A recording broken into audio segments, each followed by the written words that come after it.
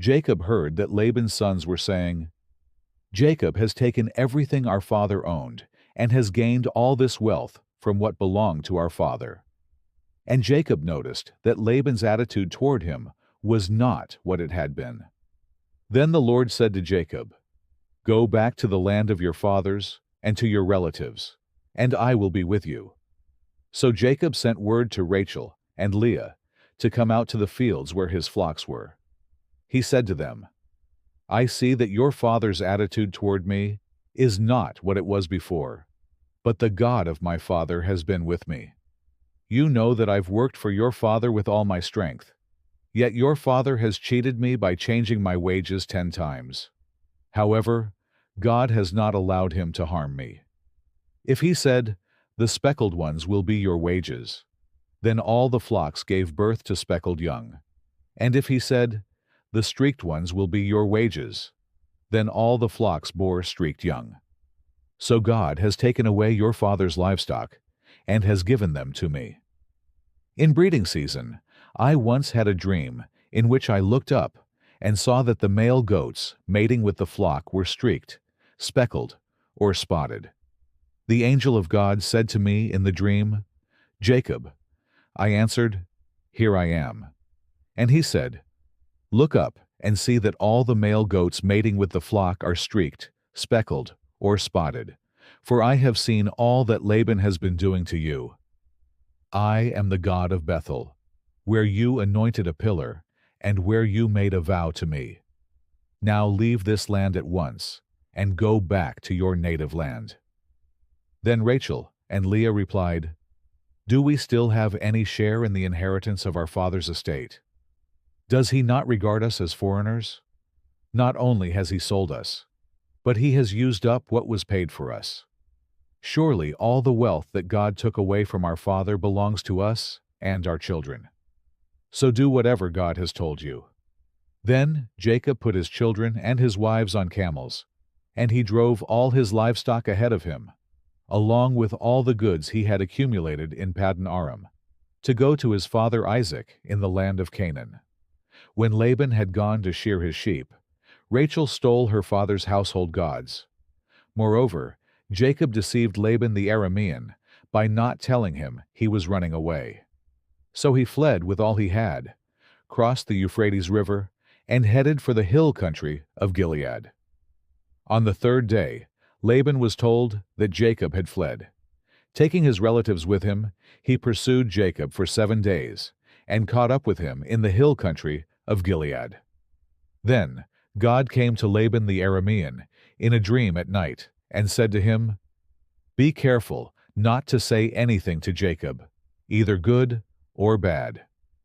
Jacob had pitched his tent in the hill country of Gilead when Laban overtook him, and Laban and his relatives camped there too. Then Laban said to Jacob, "What have you done?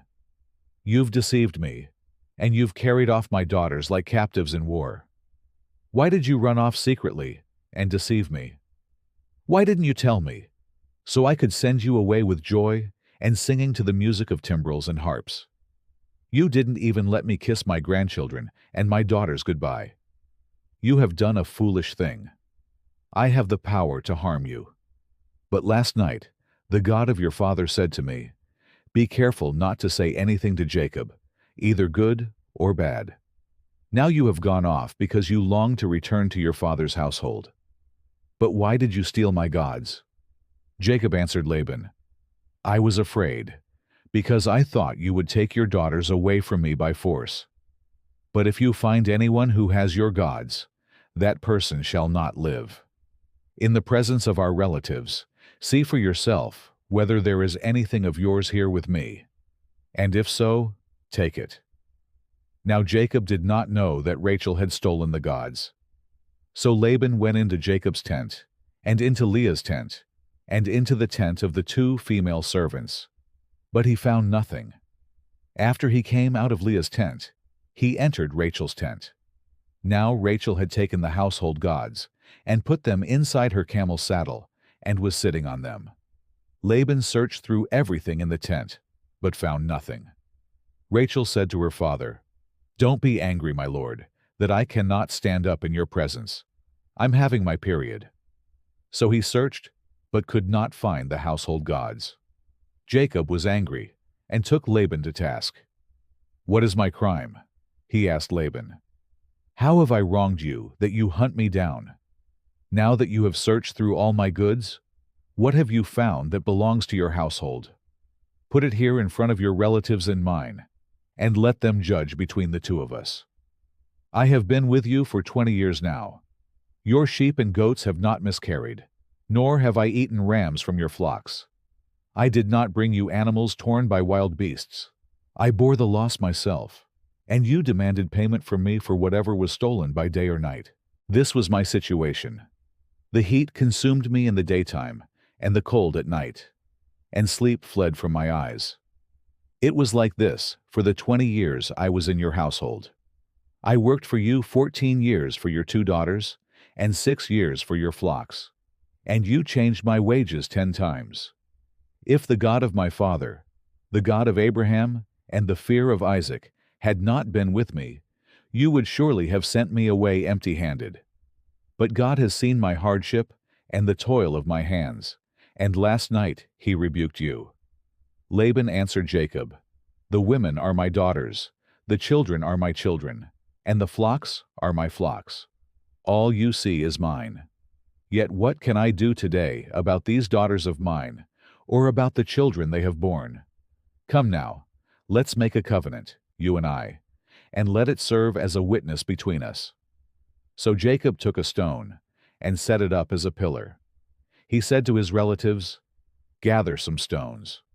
So they took stones and piled them in a heap, and they ate there by the heap. Laban called it Jegar-Sahadutha, and Jacob called it Gilead. Laban said, "This heap is a witness between you and me today." That is why it was called Gilead. It was also called Mizpah, because he said, "May the Lord keep watch between you and me when we are away from each other. If you mistreat my daughters, or if you take any wives besides my daughters, even though no one is with us, remember that God is a witness between you and me." Laban also said to Jacob, "Here is this heap, and here is this pillar I have set up between you and me. This heap is a witness, and this pillar is a witness, that I will not go past this heap to your side to harm you, and that you will not go past this heap and pillar to my side to harm me. May the God of Abraham and the God of Nahor, the God of their father, judge between us." So Jacob took an oath in the name of the fear of his father Isaac. He offered a sacrifice there in the hill country and invited his relatives to a meal. After they had eaten, they spent the night there.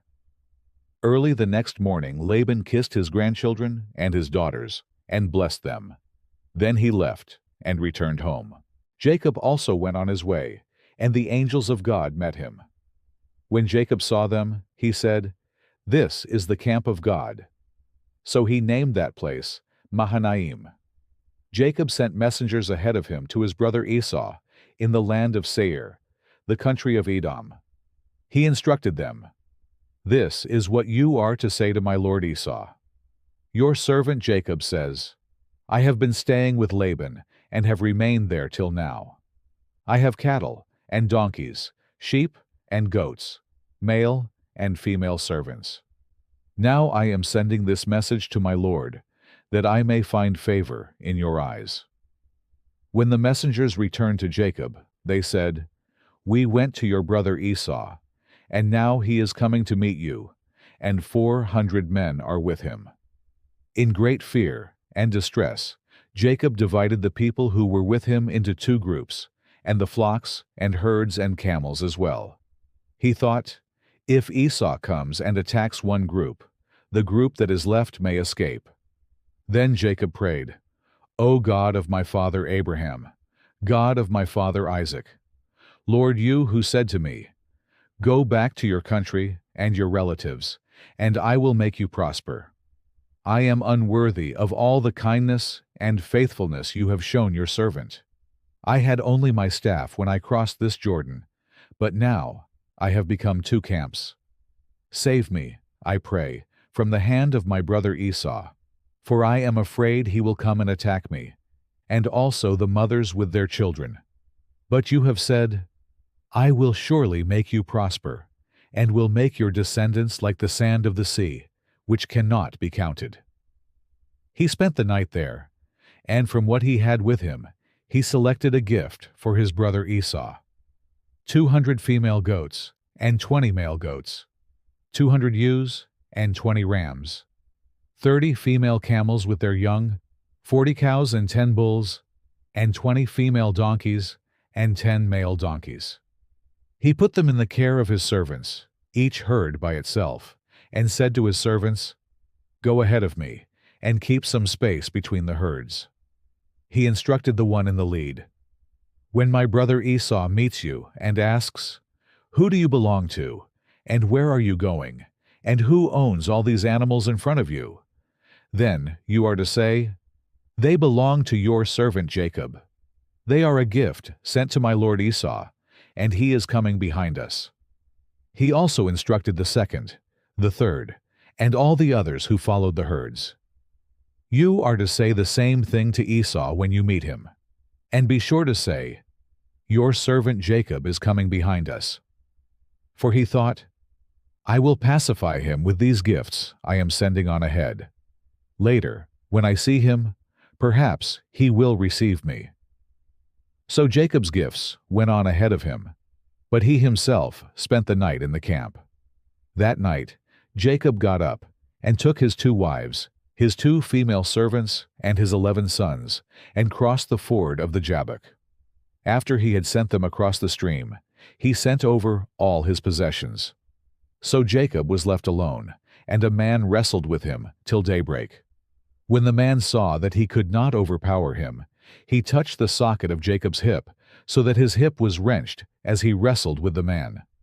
Then the man said, "Let me go, for it is daybreak." But Jacob replied, "I will not let you go unless you bless me." The man asked him, "What is your name?" "Jacob," he answered.